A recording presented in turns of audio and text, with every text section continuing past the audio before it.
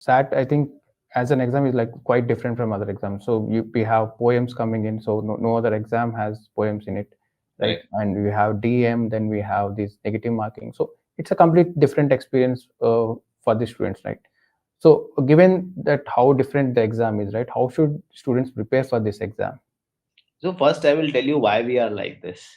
We try to assess our students comprehensively, right? I'm sure because you are a part of Cracku, you know that there's a lot of debate going on, diversity in classrooms, right? Right. Engineers, non-engineers, and lots of other aspects of diversity are getting explored, right? We want to make a question paper where students from all walks of lives, right? If they, for instance, I'm an art student, right? I'm from humanities. I should not feel uncomfortable when I'm taking that, right? Like, for instance, if you take our decision making section, anybody can attempt. It doesn't matter whether you are an engineer or a non-engineer, right? Obviously, engineers have an advantage. They, for instance, when it comes to numbers, they have an advantage. They are good at it, right? Right. So if somebody is good with, for instance, other things, that person can score well in other sections as well. So we try to balance out, right? We want engineers also, and we want people from other streams as well.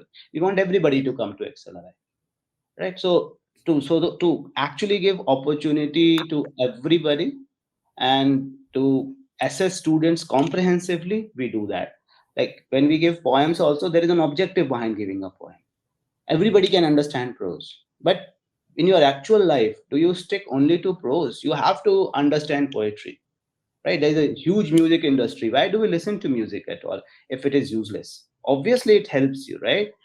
When you're working with people, you're not working with machines, you are working with people. At the end of the day, are humans, right? You can understand their analytical aspect, you can use the analytical aspect to grow in your business. At the same time, there is a creative aspect, there is an emotional aspect. Can you understand that part as well? Because you have to get the work done, but you also have to take care of your team members. Sometimes they're emotional, sometimes they are low, sometimes they feel not so great. If you're a great leader, you will have to take care of all those aspects.